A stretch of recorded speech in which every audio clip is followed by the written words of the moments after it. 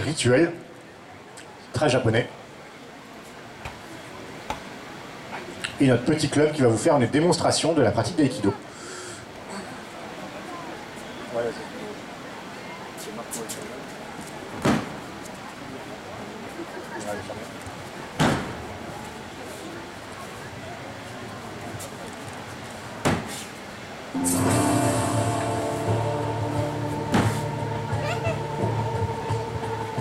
Donc là, on voit toute l'essence de la pratique avec un des deux partenaires qui fait des attaques et l'autre qui va utiliser des techniques d'aïkido pour déséquilibrer ou immobiliser l'adversaire.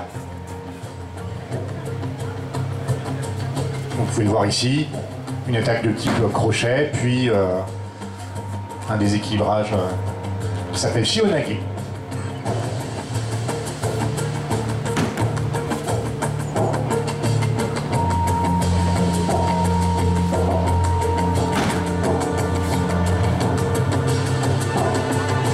On voit des chutes un petit peu enlevées, mais bien entendu ça ne se pratique pas que comme ça. Il faut savoir qu'en aïkido, hop, technique sur couteau ou sur pistolet, ça peut marcher pareil avec une immobilisation des poignets. Donc il faut savoir que l'aïkido se pratique sans compétition. Donc s'il n'y a pas de compétition, ça veut aussi dire qu'il n'y a pas de catégorie de genre, il n'y a pas de catégorie d'âge, il n'y a pas de catégorie de poids.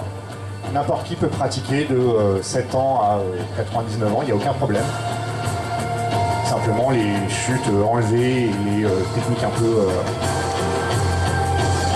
douloureuses seront atténuées, c'est tout. Mais ça se pratique très bien.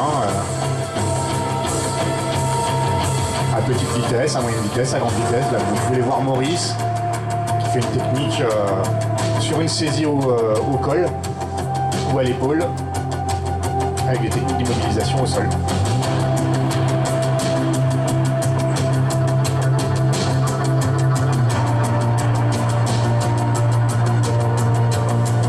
Céline et Max.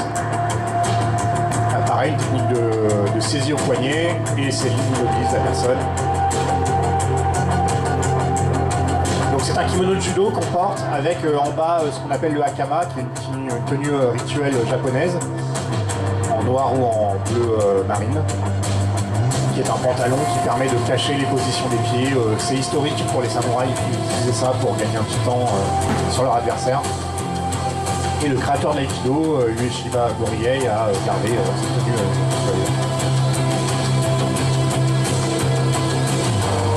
Donc, comme vous pouvez le voir, toutes les techniques peuvent se pratiquer à toutes les vitesses. Là, jusqu'à présent, vous avez vu différentes vitesses de pratique, c'est bien entendu pour que les cours soient agréables, que personne ne se fasse mal et que la progression se fasse avec le temps.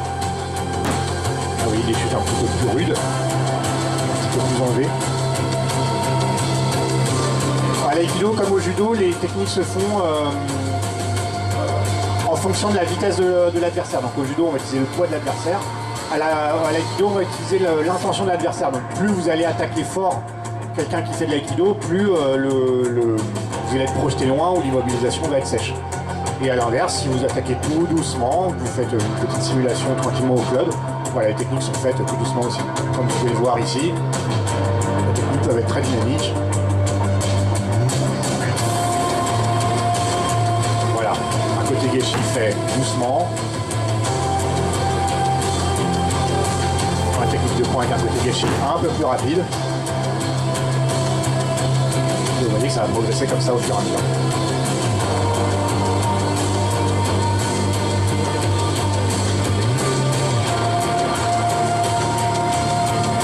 Pareil, côté gâchis fait par les élèves adolescents du club. Sur une attaque sur coup de poing, on voit une petite rotation pour sortir de l'axe de l'attaque. Puis la clé de poignet. Permet de pratiquer à tout âge, à toute corpulence. Comme de toute façon il n'y a pas de compétition, il n'y a pas de médaille à gagner, et donc on vient juste là pour améliorer la pratique et surtout ne pas se faire mal et passer un bon moment. Encore une technique un petit peu plus évoluée, on passe sous le bras, on a une clé de poignet inversée.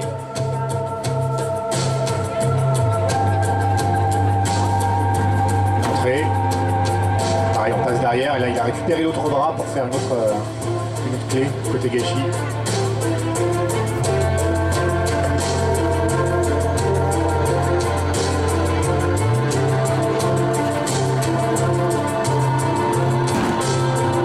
Ici avec un scénario un peu plus dynamique, on s'est bousculé et Stéphane a récupéré l'inertie de Xavier pour voilà, passer derrière et faire ses techniques. Donc vous voyez, il n'y a pas que des techniques de clé, aussi des techniques de déséquilibre, ce qu'il vient de faire là, il y a un Irinage et surtout des techniques qui déséquilibrent l'adversaire. En fait, en Aikido, on ne va pas considérer qu'on gagne quand on fait saigner l'adversaire ou qu'on le met KO, mais simplement quand on a réussi à le mettre par terre et qu'on a réussi à prendre un peu d'espace, ou en tout cas lui passer l'envie d'attaquer. Là on a Max qui attaque avec un couteau. Technique typique de l'immobilisation du bras. On récupère le couteau. On n'a pas besoin de mettre l'adversaire dans un sale état. On considère que l'Aikido a rempli son contrat parce qu'on a récupéré l'arme. Pareil, un Shionage où on récupère le couteau pendant la descente. La personne attaquée se retrouve avec le couteau. Et le contrat est rempli. Tac au ventre, Irinage, on immobilise l'adversaire. Donc ce n'est jamais violent, c'est même techniquement c'est même pas un art martial, c'est un art de paix. Agréable sur le tatami. Donc on a vu au début du bâton puis à main nue, on retourne au bâton. Ici avec un kata à 3. Les principes des armes.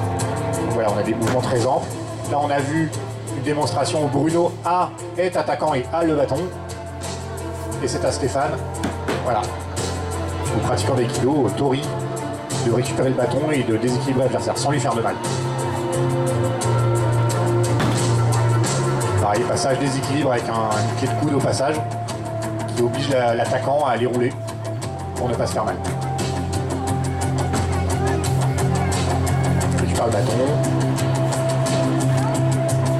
Et bien entendu, si vous avez des démonstrations, alors là, bien entendu, on manque de place, mais les démonstrations que vous pouvez voir à Bercy ou dans certaines vidéos sont d'un dynamisme extrême. Et bien entendu, quand l'attaquant attaque à pleine vitesse, vous imaginez bien que le retour de flamme est autrement plus dynamique. Et puis de sabre, vous voyez, on garde l'amplitude et on garde la gestion des distances typique de l'aïkido.